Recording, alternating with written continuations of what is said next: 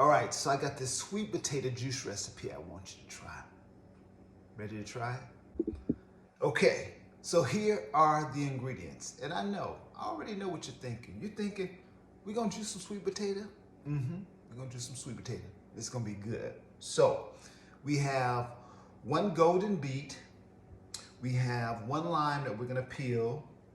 We have 2 tangelos. And I know you probably think, what's a doggone tangelo? Well, it's a cross between a tangerine and a grapefruit. So it's kind of citrusy, kind of sweet.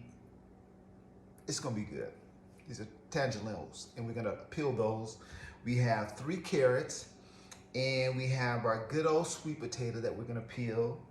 We have about 1/2 inch of ginger and about 1.5 cups of red grapes. That's it. That's our sweet potato delight. Ready? Let's go.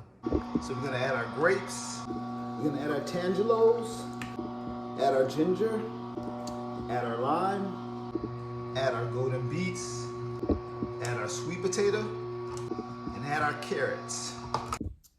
And there you have it. That's gonna give us about 26 ounces of juice.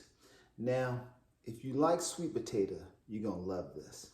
Cheers.